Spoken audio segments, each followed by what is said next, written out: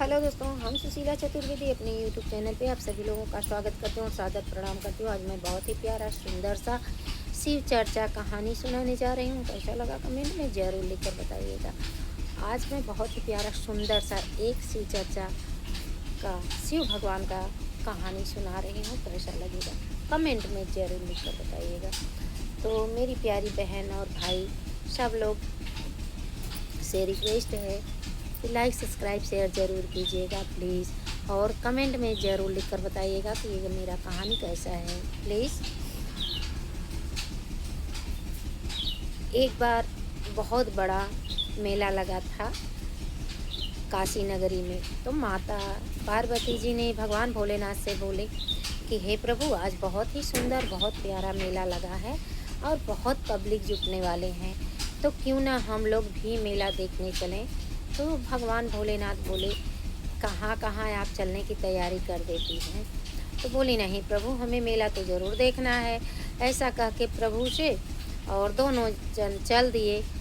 तो दोस्तों, एक किनारे पे भगवान भोलेनाथ बैठ गए और उनके देह भर कोढ़ ओढ़ सब चू रहा है, मैल मवाद सब निकल रहा है।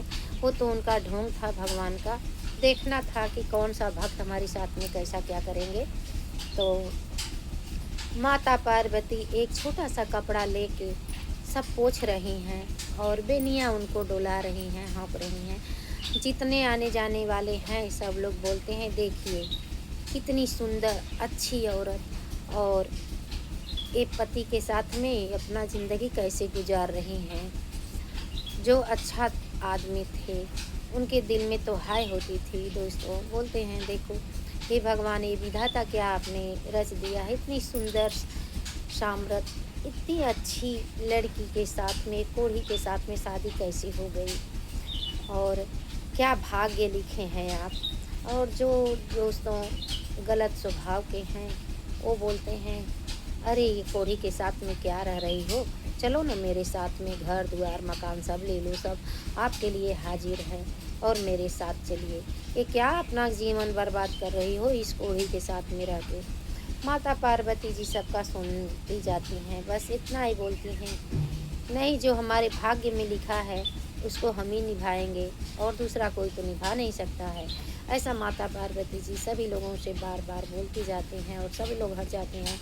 तो भगवान भोलेनाथ जी माता पार्वती से बोलते हैं, देख रही हो कैसा लीला है और कैसे कैसे लोग हैं यहाँ आते हैं नहाने के लिए और कैसे बुरी नज़र नियत करके देखते हैं। तो ऐसे सुबह से लेके दोस्तों शाम हो गई और सब लोग आते जाते हैं। सब लोग ऐसे बोलते हैं, "ए, क्या कर रही हो, चलो मेरे साथ।" कोई हाथ पकड़ लेता है, कोई ऐसे बोलता है माता पार्वती जी से, हाथ भी पकड़ के बोलते हैं, चलो मेरे साथ, इस कोढ़ी के साथ में क्या रह रही हो। बोलती हैं, नहीं हाथ मेरा छोड़ो, मैं इन्हीं के साथ में रहूँगी, मेरा इनके साथ में जब शादी हो गया है, हमारा भाग्य ही विधाता इनके साथ में लिखे हैं, तो हम आपके साथ में क्यों जाएं।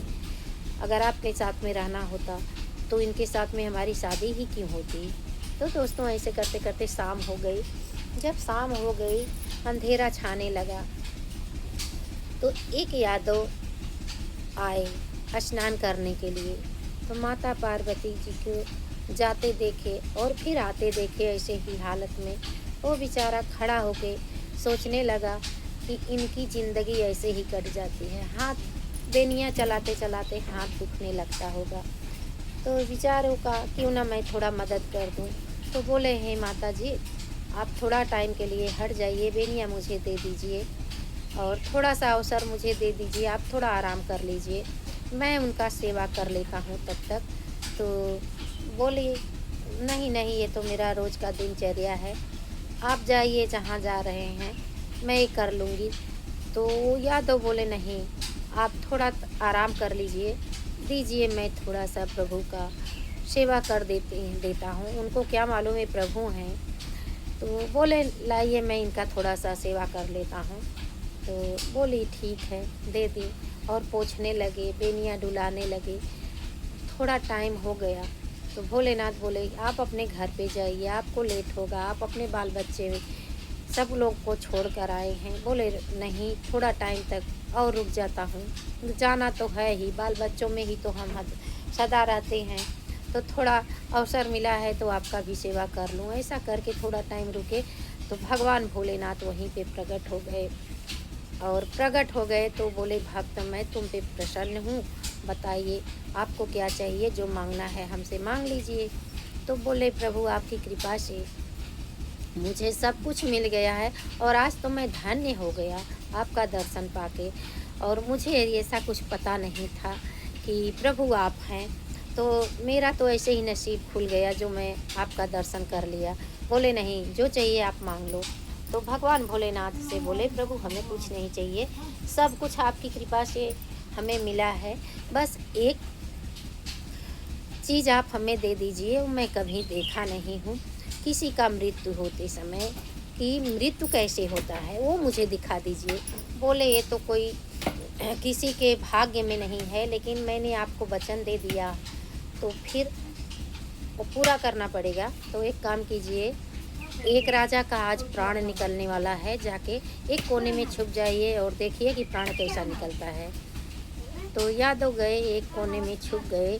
जब रात हुई तो दूत लोग आए, तो दोस्तों उनको लाते हाथे खूब मारते हैं, खूब पीटते हैं, जितना उनको मारते हैं उतना वो आय करके कराह रहा है और बोल रहा है, आय मैया, आय बप्पा। तो सब लोग मार पीट के, और ये उतना ही यादव जी बहुत परेशान होते थे जब उसका सहन नहीं उससे होता था राजा से।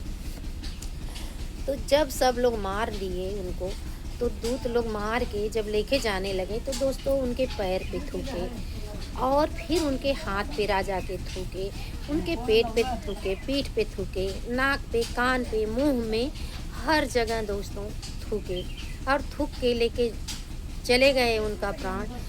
तो जब यादव आए प्रभु के पास तो बोले, भोलेनाथ, माता पार्वती जी बोले, देखा आपने कैसा प्राण निकलता है? बोले, हाँ प्रभु, कैसा निकलता है वो तो मैं देख लिया, लेकिन कृपा करके हे नाथ, हे प्रभु, हाथ जोड़ के रिक्वेस्ट करता हूँ, आप मुझे ये बताइए कि जब वो लोग इतने मार चुके तो फिर जाते समय हाथ पे, पाँव पे, मुंह में, पेट पे, पीठ पे, कान में, आँख में क्यों थूके वो लोग?